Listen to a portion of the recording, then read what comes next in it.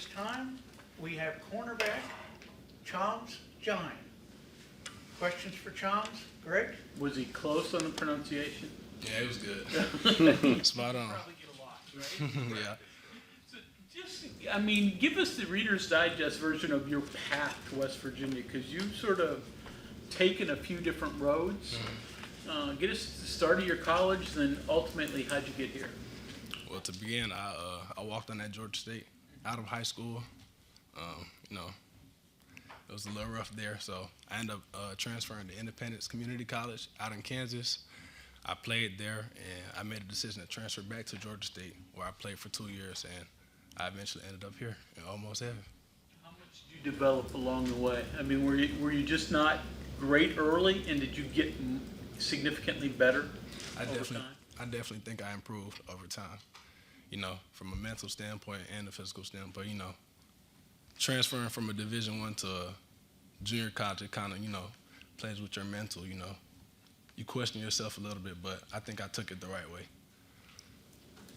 You're a 6'3" corner, and a lot of the guys aren't as tall as you. Do you have to prepare differently? Do you have to, are there things that you're mindful of that are maybe a little bit different than a smaller corner?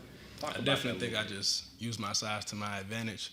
You know, I can shadow receivers a little bit better than, you know, a smaller corner, but yeah, I definitely think my size is an advantage. How about like your feet, on the balls of your feet, you know, the lateral movement, all those things? Yeah, definitely. The fundamentals definitely have to stay the same. I mean, you know, it's bigger, so, you know, when you usually see a bigger corner, they question, like, change of direction and, like, speed and stuff like that. But I think I'm a very capable big corner, so, yeah. Okay. Did Nick Taylor play any part in getting you to West Virginia? He definitely did. Me and Nick Taylor actually had the same trainer in Atlanta. We trained with I Dare You, with Coach Glenn Ford, so he definitely played a role. So what is it like getting to play with him again? It's fun. It's really fun. It's like having a brother on the other side of the field. What did they ask you to do here different than what you've done elsewhere? I mean, is corner, or does the scheme change? Hey, corner is corner. Go out there, lock up your side of the field. Be physical. Chams, as a bigger guy in college, are there any guys in the NFL that you watch the technique to get better? Are there any guys that stand out in the pro that you've been like, ooh, that's good to watch right here? Definitely used to watch Richard Sherman, you know, tall corner, very physical, easily shadow receivers in the league, so I definitely used to watch him. I used to watch a little bit of J.C. Horn, too. You know, he kind of a bigger guy, too, but good technique, so I definitely watch him, too. For us old guys, it'd be Mel Blount. Remember that name? Yeah, familiar. Yeah. So how physical are you? Think of corners as shadowing receivers. How do you come up and strike when you have to tackle? Very physical. And, I mean, we got Rich Rodriguez as a head coach, so, you know, hard edge is a real thing. So you got to bring it. You can't play here being soft, so real physical. Did that appeal to you? That hard edge stuff? Was that? Yeah, I love it. Yeah. I love that. From the recruiting process, you like, that's what I wanted to do. I wanted to go to a place that was going to challenge me, and talk about that a little bit. I think he hooked me on my visit. He hooked me on my visit, just like his philosophy of football, you know, and the hard edge culture. Like, that's something that really stood out, and I know I wanted to be a part of that because that's going to help elevate my game in the long run. So mentioning that he hooked you on the visit, has anything surprised you about Coach Rodriguez or even Coach Alley? Nah, he was raw and uncut. He was the same guy he was. He was the same guy he was on the visit that he is now. So, I mean, I appreciate that too. What's it like joining the program out of high school and then rejoining the same program 2 years into college? It was honestly crazy. Like, you know, I kind of went back to like the same faces that I was there with before. So, you know, I was welcomed with open arms. So, it was a good. Time you came back on scholarship though? Yeah, I Is did. there any difference there? Supposed to be a walk-on? I mean, we had a new head coach, so it was a bit different, just like from a culture standpoint. But yeah, it was a good experience. People talk about Florida football, they talk about California football, but there's a lot of good football players in Atlanta. Speak to that, and you know, just the guys that you prepared with as a young player and grew up with and so forth. Well, really, Georgia is the best football state per capita. And, I mean, you know, I started playing football in high school, so I wasn't really too early. I didn't play no little league ball, but it's a very competitive state.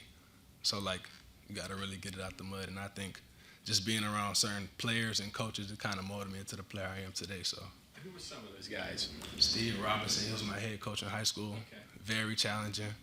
I had a Joshua Mensah on my team. He plays at Western Kentucky now. Very competitive. Just guys like that. You're gonna go in every day and get work. So. Okay. How was it playing against a guy like Ted Hurst every day, and then coming here and playing guys like Jaden Bray and the receivers here? Ted Hurst was a guy. I mean, you talk about me being a 6'3" corner. He was a 6'3" receiver with crazy speed, ball skills and everything. And then Jaden Bray, kind of the same thing. Big receiver, great ball skills, great speed, deceleration. So, yeah, 2 great wideouts. They definitely helping me get better. To kind of piggyback off of that, so they've been trying Jaden out, inside, outside, kind of everywhere. Mm-hmm. From your perspective on the other side, what kind of advantage is a player like him in that unique size if he's inside, and maybe that's not a stereotypical size for somebody that would go inside? Mm-hmm.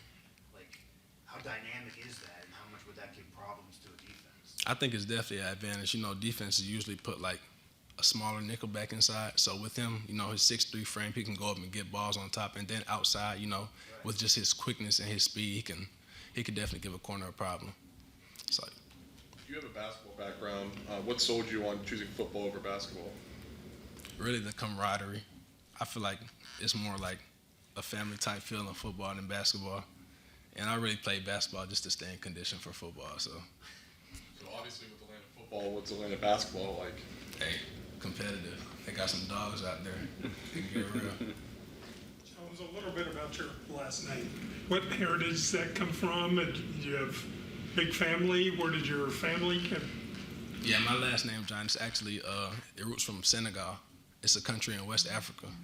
So, yeah, that's where it comes from. And I'm sure you've gotten hundreds of different pronunciations.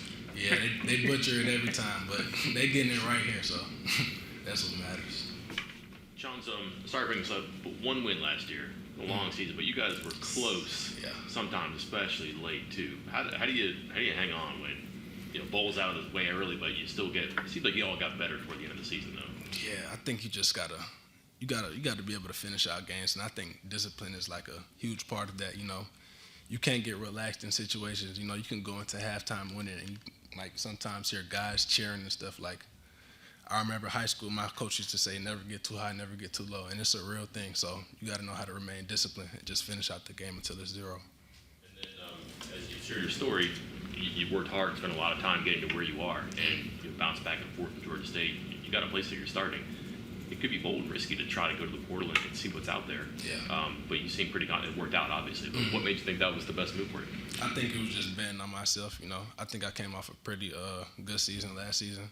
And I've always been about proving myself right, not proving other people wrong. And I think I could compete on this level. I know I can compete on this level. So I took that gamble on myself. And now it's just time to prove myself right again.